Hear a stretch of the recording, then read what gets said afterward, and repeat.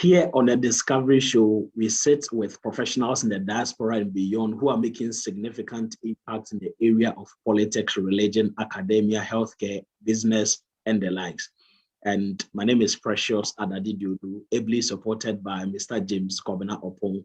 Good evening, good morning, good afternoon, wherever you are watching us from. This evening, we are privileged to be sitting with another person who is making significant impact in her own area.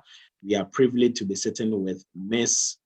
Cynthia Kuma, who is a gender and community development advocate and also a PhD student at Carleton University in Canada. You're welcome, Cynthia. Thank you very much for having me, Precious. I'm very honored to be here. And greetings to all your lovely listeners, those watching us across the world, from any part of the world. I just hope that today's session will be very interactive and we would have like a nice time together. Amazing. From your background, it says, and you will be unstoppable. We know you are unstoppable and you will definitely be unstoppable. So thank you very much for agreeing to sit with us. Can you tell us a bit about yourself, Cynthia? Okay. I am the last of 6 children born to Mr. and Mrs. Kuma. I started my early childhood education at Mana Daycare in Medina, Accra. And I went to Faith Community Baptist School where I did my primary school through to from class 1 to P5. And then I went to Mofretro in Kumasi where I did I continued from class 5 to JHS. And then I completed from there. And then I went to Infantiman Girls in Cape Coast where I did my senior high education. Then I went to, after senior high, I didn't immediately go to school, but that's for another time. So, and then I went to Wisconsin. I did my first degree there in HR, Human Resource Management. I went to GIMPA, did my first, my master's, and then now I'm currently at Carleton doing my PhD. So yeah, basically, that is me. That is me education-wise. But aside that, I'm the president of an NGO I started about 2 years ago, Sea Trust Foundation, which facilitates empowerment for women and girls. Great. That's great. Congrats on the great successes you've chalked so far. You did indicate that after secondary school, you didn't go to university right away. Is this something you might want to just share a bit with us, just to encourage someone out there who may not have had it right away, that it is still possible?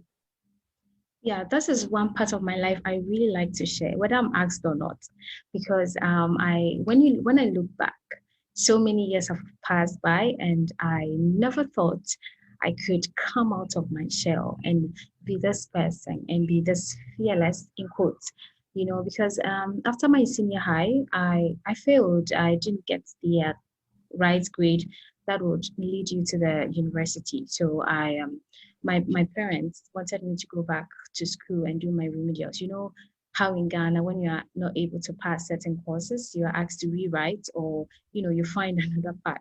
So my dad, he's somebody who likes to, he likes education. So he wanted me to go, but I didn't want to go because I don't know if you've experienced education in Ghana.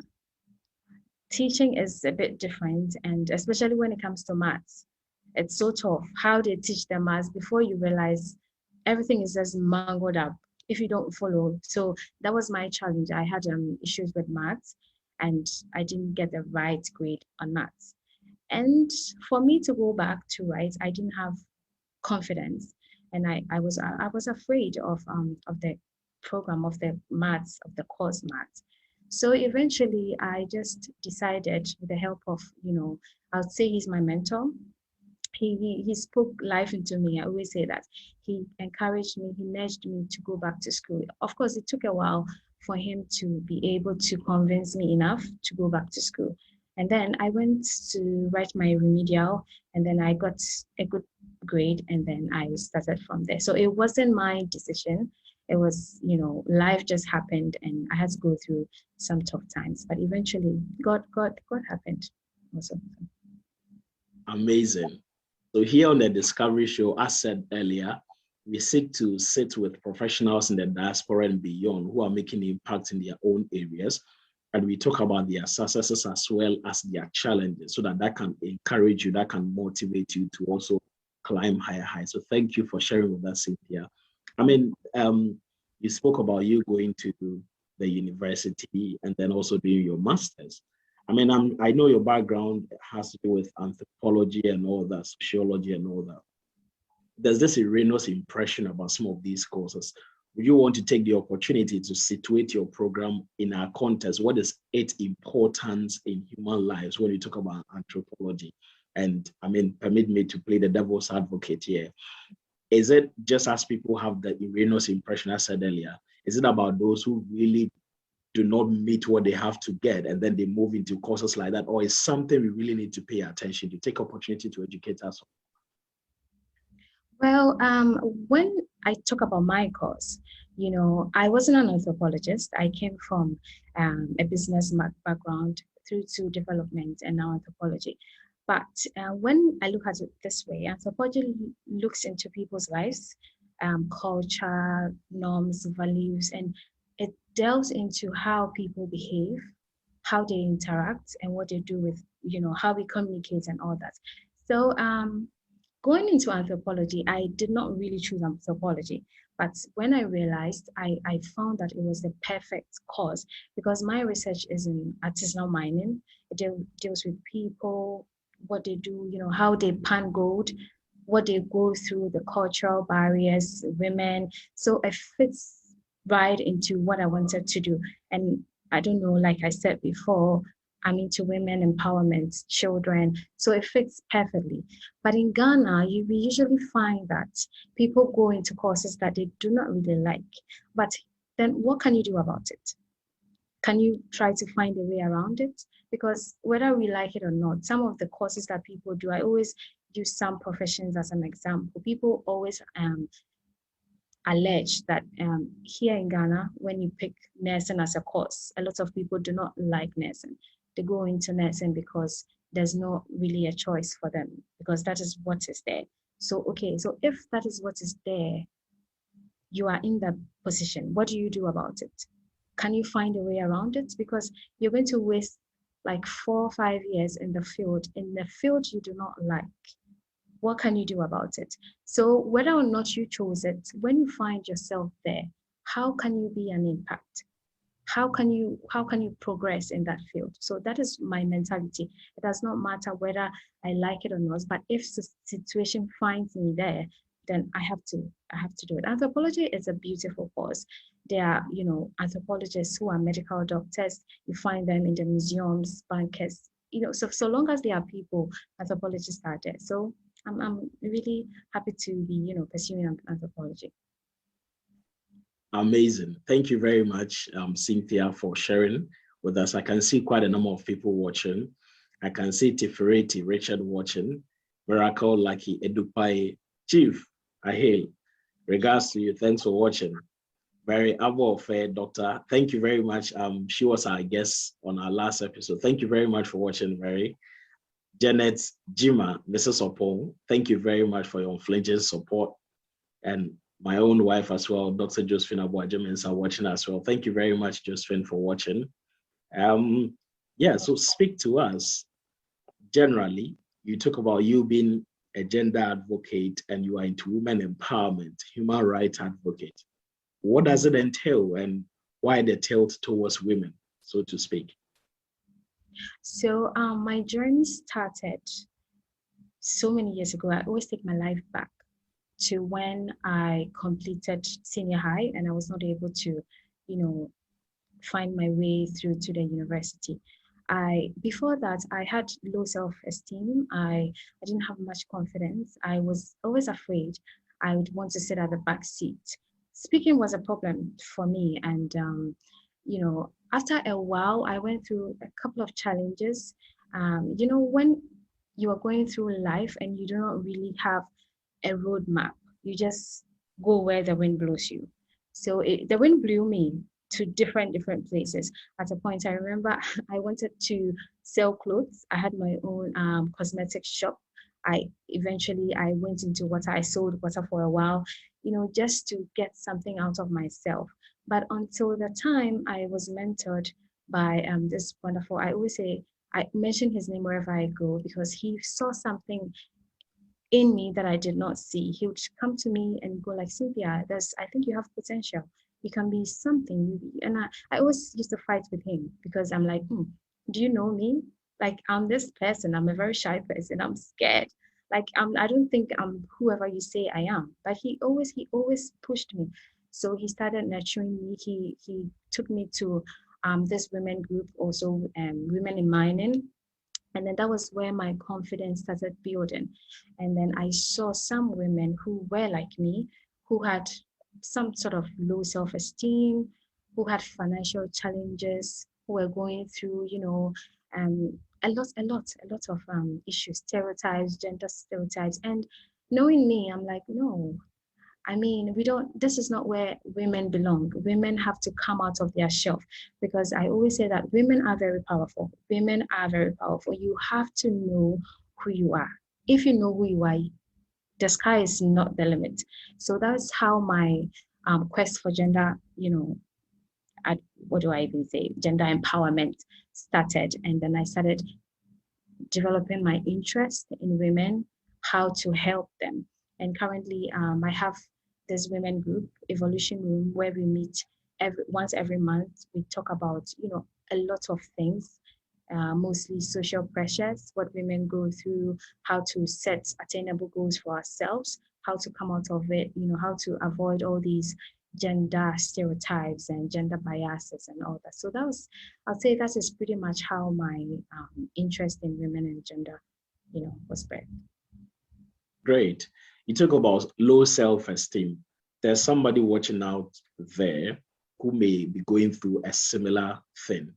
How did you overcome yours, and generally, what will you, I also know from, the little background search and all that, I know you're also a counselor. What will you say to people out there who have low self-esteem? How do they overcome that? So everything happens in the mind. The mind is very powerful. The mind is very powerful. What you have to do is to change the way you think.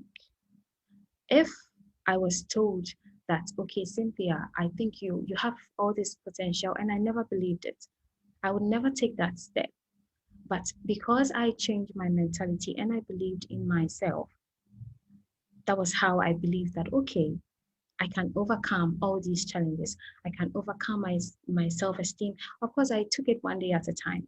You always have to take it one day at a time. You don't just get up one day and jump, okay, I've overcome my low self-esteem. No, you pace yourself. I started with positive affirmations. I am bold, I am strong, I can do anything I decide to do. I never spoke negative things about my life. Always positivity, always positivity. And then I started reading, things to enlighten myself. So that is how you deal with low self-esteem. Of course, nobody's confident. Sometimes you all have this thing where you feel down sometime, but what do you do when you feel down? Do you let it get to you? When do you come out of it? So that is, I like talking to people. I enjoy talking to people because I always see that I'm a very grateful person. I give glory God a lot of glory because he took me from a place where I never thought I could ever come out of.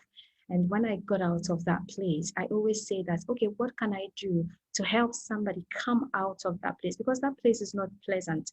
When you have low self-esteem, you see people talk down on you, even opportunities, a lot of opportunities you're going to miss because somebody who has a little bit of confidence will come and override you.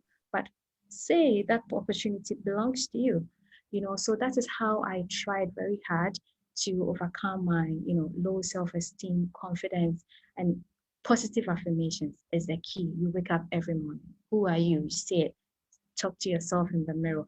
You are powerful. You have potential. You can be anything you can be, regardless your situation. So that is how I overcame my low self-esteem. So if anybody's watching us this evening, overcome your low self-esteem. It doesn't matter what you're going through. It doesn't matter how the situation is looking at the moment. Just believe in yourself. Pick yourself up. What good things can be said about you? Write all of the good things down. Start your positive affirmations. You can be anything you can be. The sky is the limit. So. Thank you very much. Viewers, I'm sure you're encouraged, or if you know someone who may need to hear this, please share this stream like, comment, drop your comments, and obviously we'll pitch that to Cynthia where she needs to respond. She'll do so appropriately. Just a second.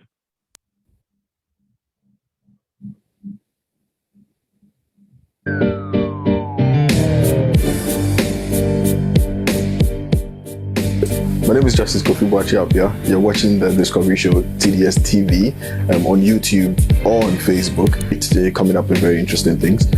Let's follow them on YouTube, subscribe, watch and share, and on Facebook as well, follow them and watch. I'm sure you can learn a lot together. Yearning to learn is the theme, right? Yeah, so keep watching. Thank you.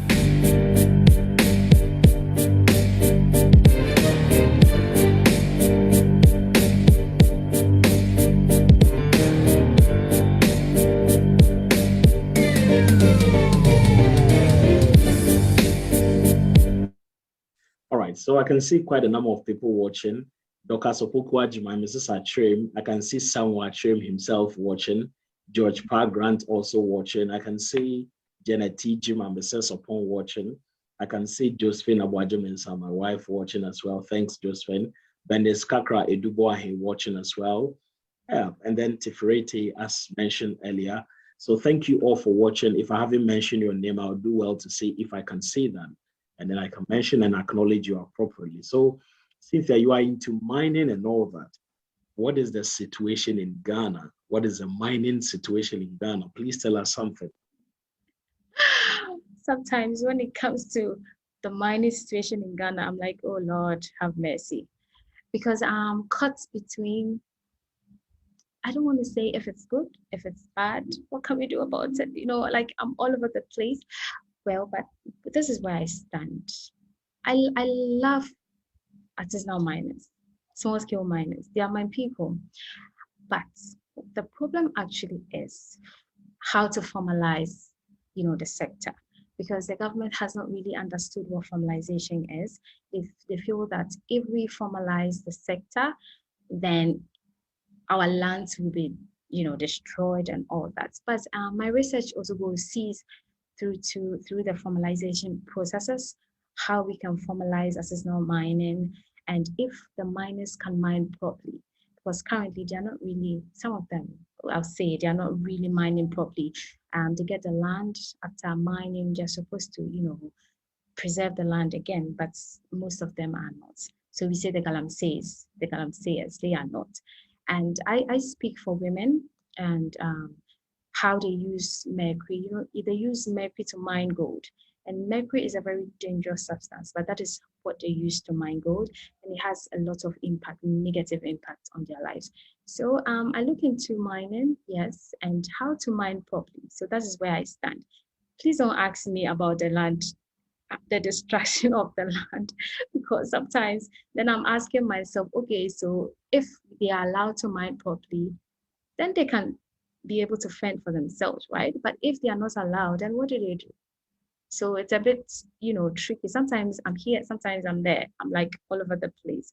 But so long as the women are able to mine properly and to be able to get a way around it, because they have a lot of dependents. They do have a lot of dependents. And if that job is taken away from them, of course, they are destroying the land. But then again, how are they able to, would they be able to, take care of themselves and find food for their dependents? So that's basically what my mining is doing my head in. It's like I'm all over the place. And recently with the, the ban, how the military is all over the place, it's just causing a lot of how excavators are being bent. It's just doing my head in. I'm a very emotional person when it comes to people who are marginalized. So sometimes you're caught in between. When you're doing something that is not right, you feel like, okay, so what can they do? But if opportunities are not given to them to do the right thing, then it becomes a problem for me. So yeah. Okay, I can understand that the issue of mining and all that, it's something that is extensive. So we will end that here. But I know your interest is so much, situated in issues of women, and even in mining, you are tilted towards mercury use among women and all that. And I'm sure that led you to be the founder of C Trust Foundation, an NGO. Tell us a bit about that, and have you been able to meet your target, like what you really want to impact to these people? Do you think you are making progress, and how do people support you? There's anyone out there who really want to come on board and be of support, how do they reach you? Okay, so all the people watching us, please come and support.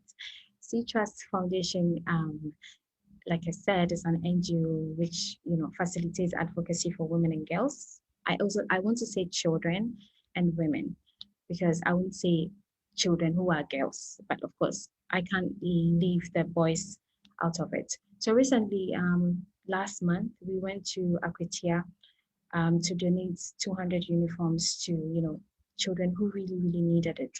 And it's always fulfilling for me when we are able to give people the help that they need. And so yeah, we over the past years, 2018, we did our first donations. We went to Eastern Region. We donated books, educational materials, uniforms, and a lot of things to 2 schools. And then again, we went to Echoing Hills. We also donated. So over the years, we've been donating. I always say that I pace myself. I don't like pressure. So as and when I'm able to, reach out to help, then I can. And currently I get help from family and friends. It's difficult, you and I will say it's difficult during this time when you always have to go on people's neck to, sort of get them to, support you, because they are also going through their own, challenges. So it's a bit tough, but God has been good. We've been able to do what we've been able to do, and we hope that we will do more. So we are hoping that by the end of this year, we can have like an outreach again and see if we can, touch people's life, basically. So we are all about touching lives. What can we do to touch people's lives? And we can't do everything. So at times we partner with some people, I have a few friends who are also into NGO. So we, it's better when you're working with people. That way it's always easier. So yeah, and C Trust is doing pretty well. Amazing. Thank you very much, Cynthia. Viewers, you are watching the Discovery Show TDS TV here on Facebook and on YouTube. This is a show that seeks to interview professionals in the diaspora and beyond who are making significant impact in the area of politics, religion, academia, and the likes. Basically, we seek to unravel their successes, their challenges, so that we can leverage on that and we can rise together. And as we've shared, Cynthia came from a background where she struggled to pass her WASSCE or West African Examination Council exams, but she mastered the courage, went forward to read again. She was able to pass, go to university. Now she's a PhD student at Carleton University in Canada, and that is quite motivating. She's spoken to us about how she overcame low self-esteem and how others out there can also overcome that. And again, she's spoken to us about how she's able to make impact in the lives, especially of women and children, through her NGO C Trust Foundation, and how she's into mining and educating women who use mercury and other harmful substances in mining. So thank you very much, Cynthia, for all the good works you are doing. We pray and hope that God is able to empower you to do more. From what I've learned about you, I mean, I know you are into fashion, you are into traveling and all that. I mean, there's this popular saying that you are dressed the way you dress. I don't know your position on that, but what is the importance and impact of dressing on people's personality and life in general, and traveling especially? What do you say about that, since you are into that area? Okay, you were breaking a bit, but if I heard you right, you were asking what my perception is about the way people dress. I mean, the importance. I said you are very fashionistic. I mean, you are into fashion, you are very trendy and all that. You're also into traveling and all that. What is the importance of traveling, the importance of, I mean, fashion in the lives of people? I know there's a saying that you are dressed the way you dress. Do you agree to that? And what's your opinion generally about traveling, its impact and importance? I do agree. I do agree. with you on that. And I think as Ghanaians, what we struggle with is acceptance. A lot of times we do not accept people because we expect people to, act and have a certain charisma, but not everybody can, behave in a certain way. I always bring us to temperament. People have different temperaments. If you know temperaments, we have the sanguines, we have the cholerics, the phlegmatics, the melancholic. They're all different people. Somebody who is a melancholic will be, very reserved, and somebody who is a sanguine is a very hyper person. So you see the people, those two people will not act and behave the same way. So acceptance is what is lacking in a Ghanaian context. Well, over the years, I had to battle with acceptance because I love to dress. I like to look good, to the point that when I even started school, people didn't believe I was going to school because you find me and I'm always dressed up. I want to be in makeup, wear my earrings, wear my stuff, and look good. And they always presume that if you are somebody who wants to be like a strict academic, then you have to behave in a certain way. So you find most often that a lot of academia, of course, I've met a couple of them, they don't really like to, have time to relax a bit, take it slow, take care of themselves. They like to, behave and act in a way that people would say, okay, yeah, she looks like an academic. But I don't look like an academic. I mean, until I tell you I am, you wouldn't think I am. And sometimes I think, I don't know, it feels like a good thing. Other times too will. So the way you dress is important. Over the years I've learned, I've matured in the way I dress. There's the way you dress for different situations. You can't dress haphazardly when you're going to church. You have to be in appropriate clothing. When you're going for an interview, you have to dress in a be in appropriate clothing. But when you're going to have fun, well, you decide on what you want to wear, right? Which is not a suit. So everywhere you go determines what you have to wear. And of course, people's perception about you have to create what people see and how people want to relate and see you. So I always say that behave how you behave, but don't misbehave. Have a good charisma, have a good character, don't misbehave. If you know you have to behave in a certain way, be respectful. People will see you. It's not about the way you dress. The way you carry yourself is most important. So yeah, we battle with acceptance. I always say we have to accept people. We've come to the point where we need to accept people. There are times that because of how I come off to people, they I don't want to say they treat me in a certain way. They become very cordial with me. After a while they realize, okay, so this is this person, she's done that, then they are not able to switch because they've already had that cordial relationship with me. So it's just, you have to treat people how they carry themselves and not how they dress. So yeah, dressing has an impact, but for me it's just learning to accept people for whatever however they come up. But you can behave how you want, but don't misbehave, pretty much. Okay, so do you think we should place some premium, everyone should place some premium on how they look? Oh yeah, not everyone can be fashionistic. Not everyone can be, can have time to take care of their hair, can have time to, tone their hairs, women. Not everyone can do their eyebrows. No, we should not hold them accountable. I think you dress however you want to dress. If you feel comfortable in it, it doesn't matter. Not everyone's eye is good with colors. Some people are not good with colors. They are colorblind. They can match colors. Some people cannot match colors. So we should not really place emphasis on how people dress.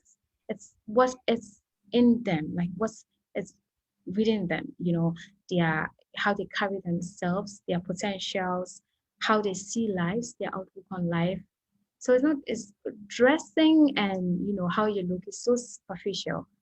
We have to come out of that space and then get into who the person is, what drives the person, what motivates the person, what carries the potential. That is most important. When I find somebody, I don't look at the outer appearance. That's like so superficial. I want to go inside of you. How you speak to people is very important to me. How how you interact, how disciplined you are is also very important to me. So dressing, those things are important, but they're not what the emphasis should be, if you ask me. Okay, thank you. And then please touch a bit on the issue of traveling. What is the importance of traveling in our lives? If you can afford travel, or if you can afford it, travel. I always say that. You don't. Not to cut you, I'm asking because I mean you've traveled to. It seems you've traveled to almost every continent. Oh my goodness. Well, I try. Okay. I like fun. I don't like to be stressed.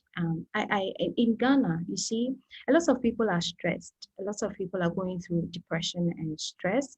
And when you say today, I was speaking to a friend. I'm like, when we were younger, when you can't go to your parents and tell them, oh, I think I'm stressed. The first thing they will say is, did you eat? There's rice in the freeze. Would you want to heat it up? Or there's ice cream. Would you want to eat it?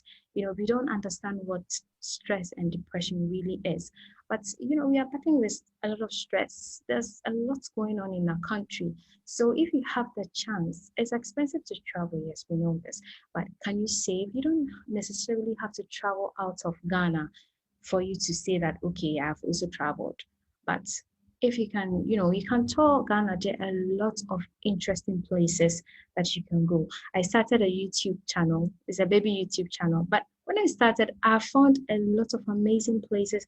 Even here in Accra, there are lots of hidden gems in Accra that you cannot imagine. So what you can do is you can save bit by bit. And then, I can say once a month.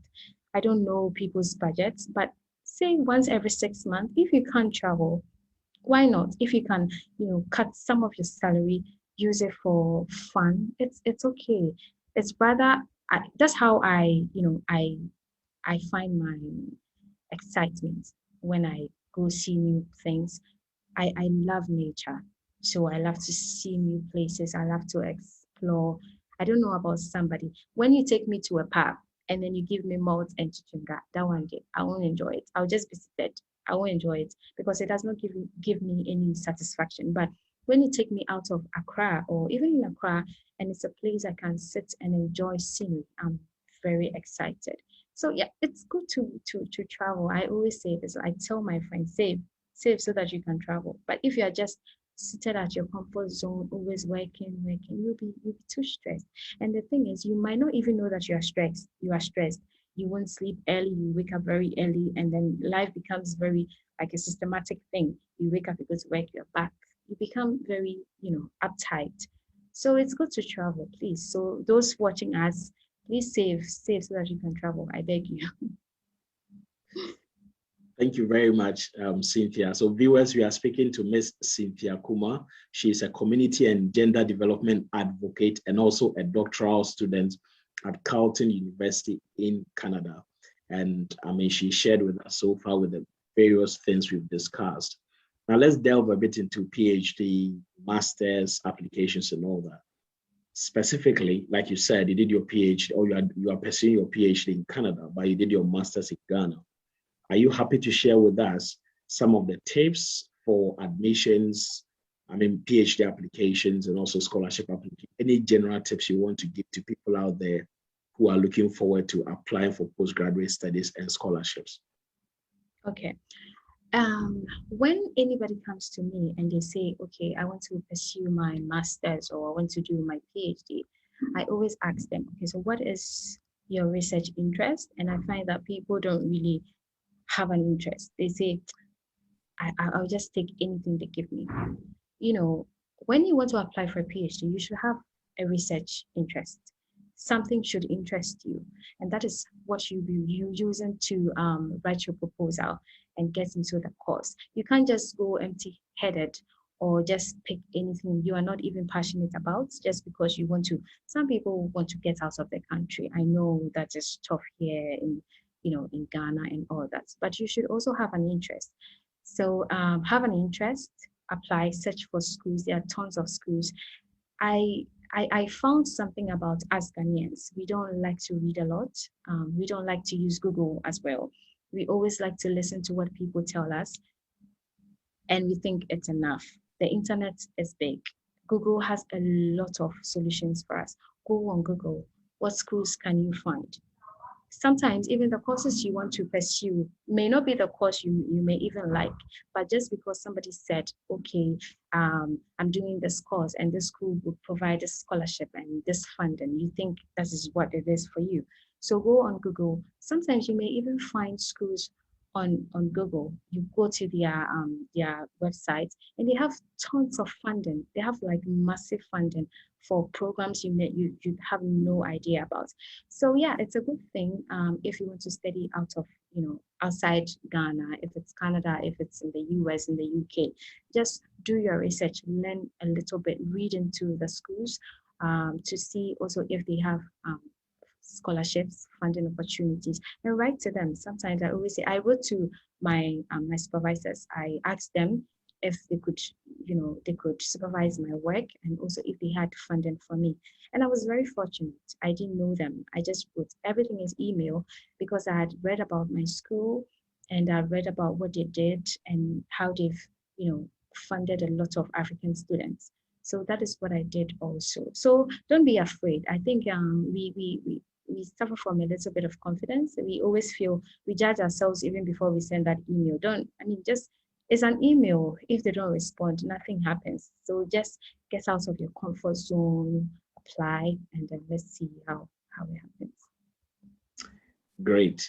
We will come back to delve a bit more into some more tips, specific tips for somebody who is putting in a scholarship application. What will separate me from another person?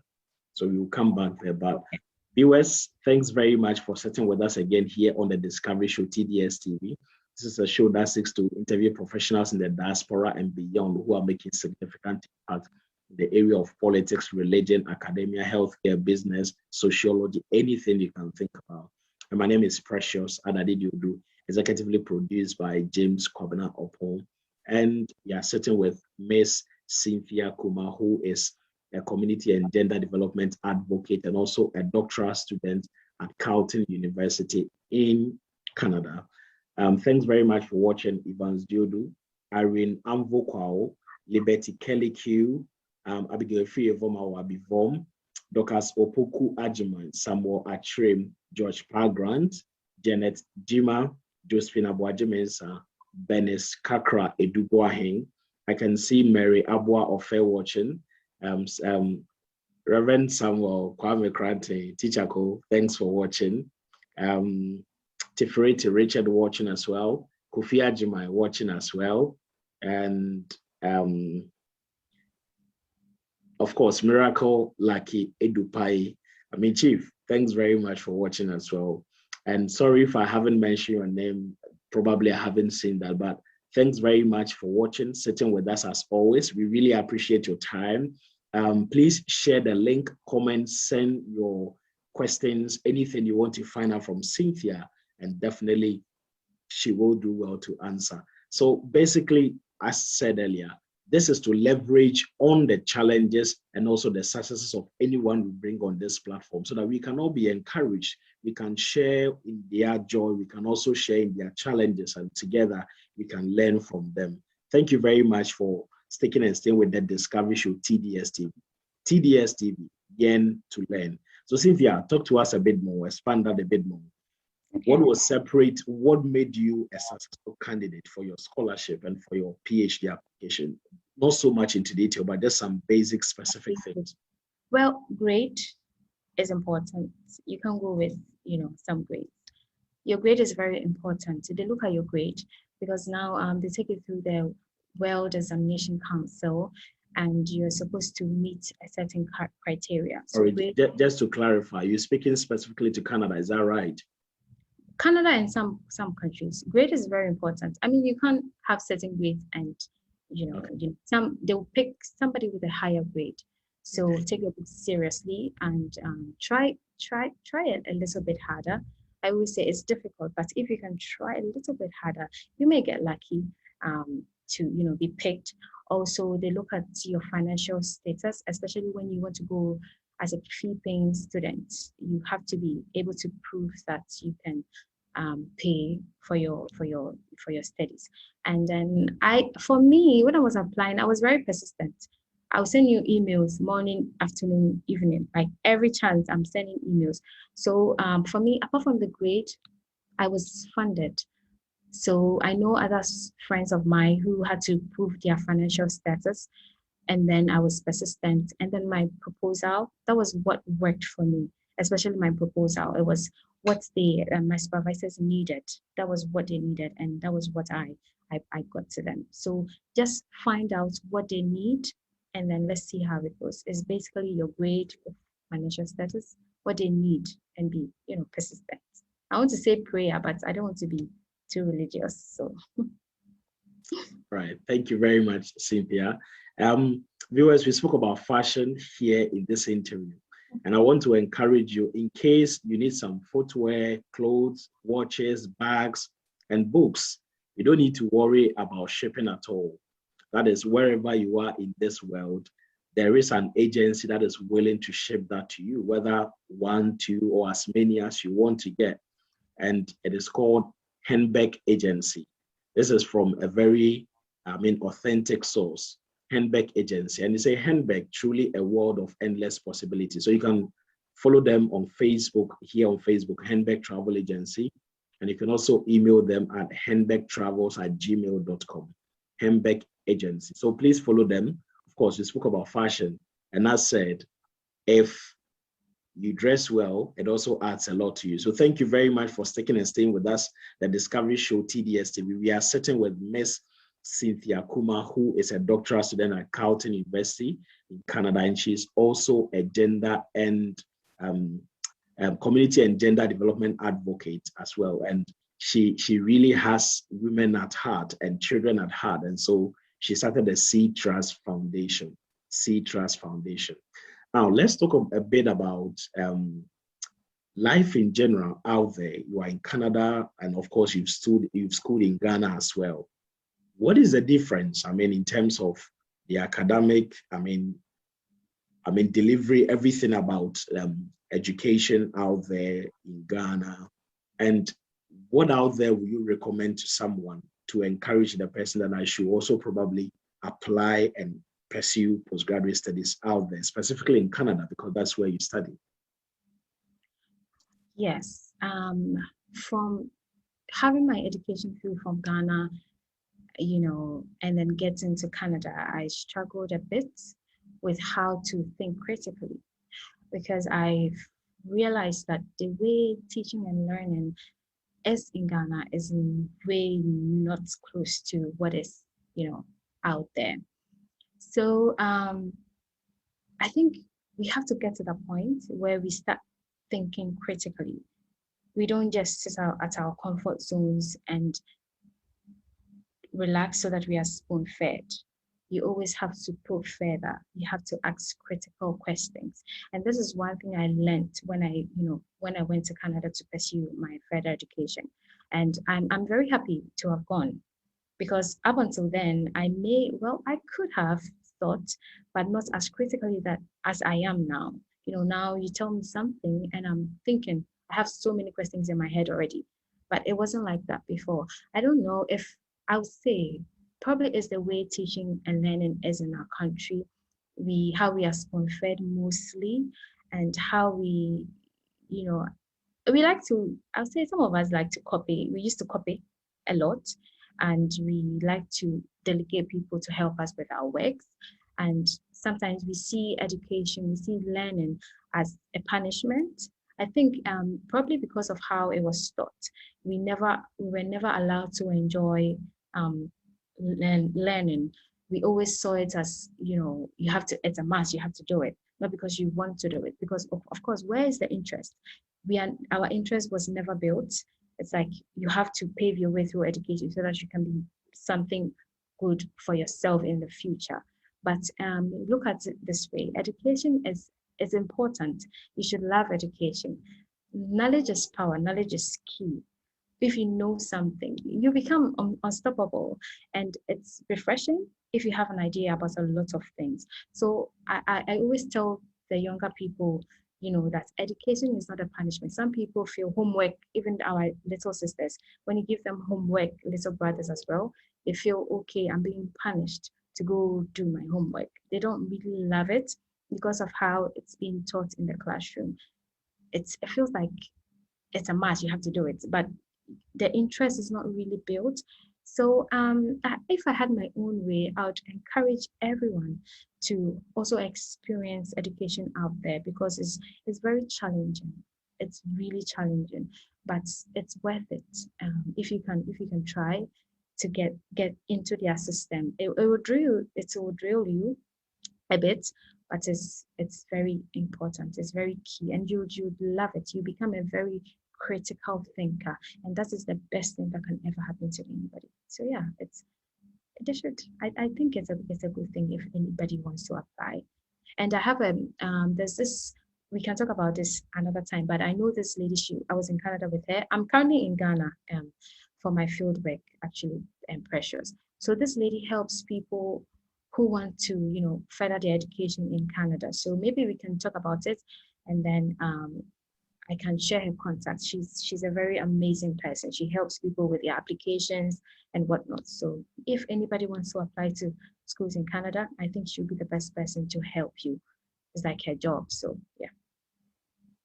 Amazing. Thank you very much for sharing with us. Cynthia, we really appreciate that. Just to read some few comments before we go on, I can see Nanaya Nchubu-Esiako. Nanaya Nchubu-Esiako was a guest not long ago. He is a PhD candidate at University of Alberta in Canada, and he is also a postdoctoral student in waiting at Yale University starting September. So thank you very much for watching, Isaac.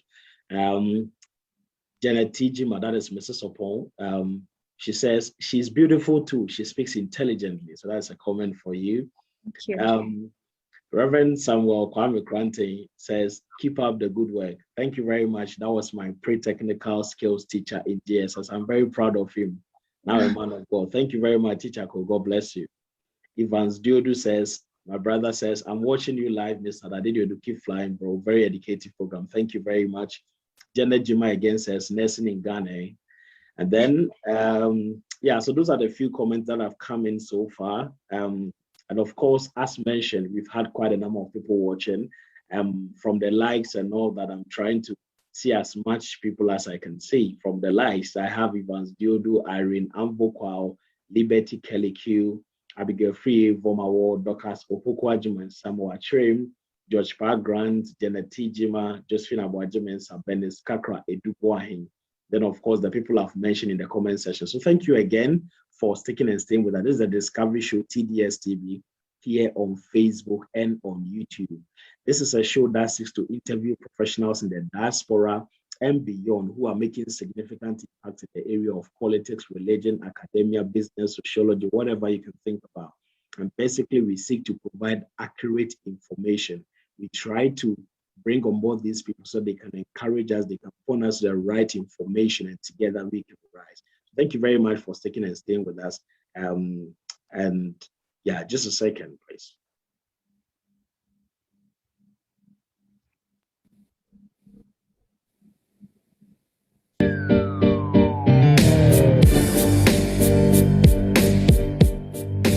My name is Justice Kofi Boakye-Appiah. You're watching the Discovery Show, TDS TV, on YouTube or on Facebook. Today, coming up with very interesting things. Let's follow them on YouTube, subscribe, watch and share, and on Facebook as well, follow them and watch. I'm sure you can learn a lot together. Yearning to learn is the theme, right? Yeah, so keep watching. Thank you.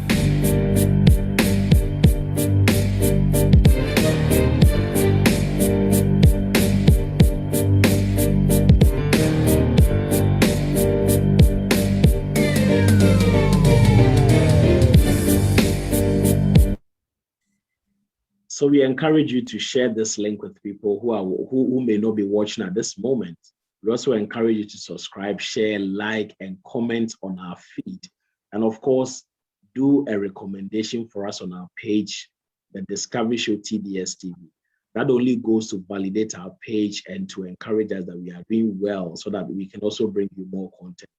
And it's not easy to invite people. It's very difficult to really get panelists. So once you do that, we also get to know that indeed you are happy about what we are doing, and then we can go all out and do what we can do to help all of us. So thank you very much for watching the Discovery Show here on Facebook and on YouTube. And we are on Instagram as well.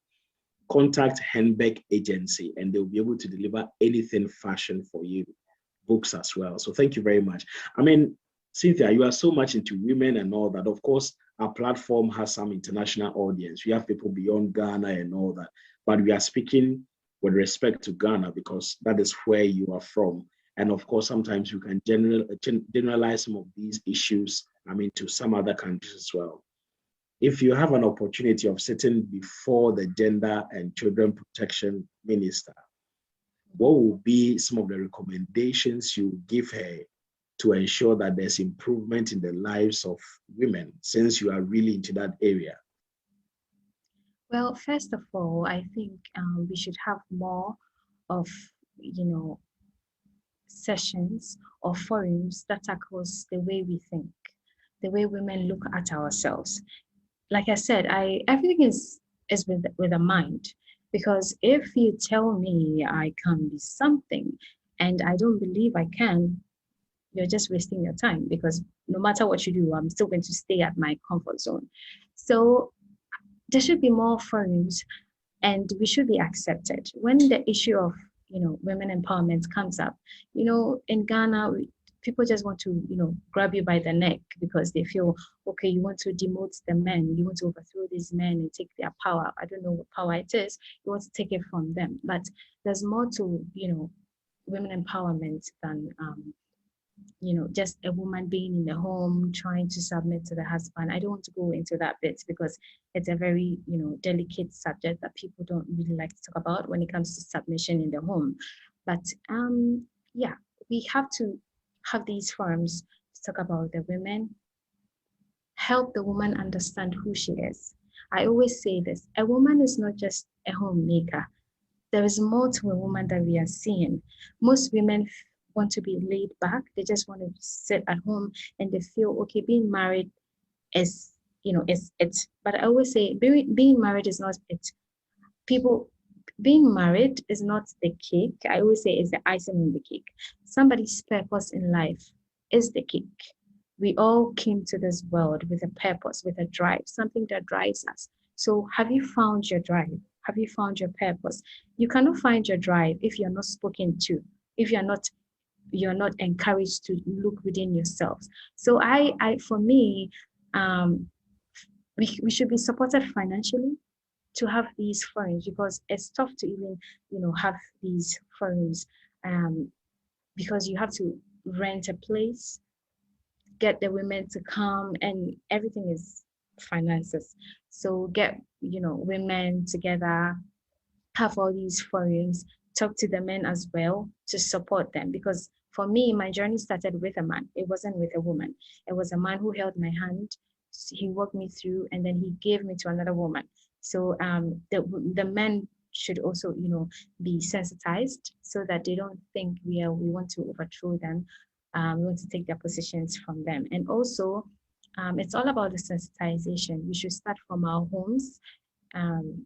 Most often when we have children, we always try to assign roles to the boys and also assign roles to the girls. But that should not be, I always say that roles should be left. Whoever is available should do it. We don't have girl roles, and we don't have boy roles. Women are not necessarily kitchen, they're not made for the kitchen. They can help their dad fix the bulbs. They can do anything they want to do. Neither is the boy made to be beside their fathers. They can also help their moms in the kitchen. So they are not assigned gender roles. So these are some of the things we have to talk about. It's all about sensitization. For me, when you ask me, we have not been sensitized, and we have not been sensitized enough. So that is where we have the lapses. But if we are sensitized, but I think we are doing very well. When I started this journey, I think people have matured a bit. Now people don't fight you when you want to talk about women empowerment. They just listen to what you have to say. And we all have opinions. And when we have a conversation like we're doing now, it's easier for you to understand where I'm coming from. And because if you empower your girl, you're empowering her and other people. But if you want to be very, complacent and not want to empower the women, then you are also disadvantaging your child or your sister who is a girl. So I think it's all about the sensitization. Where can we start from in our own small corners with our friends? Any child you meet, start talking to them, tell them, let them understand that being married is not it. It's a beautiful thing.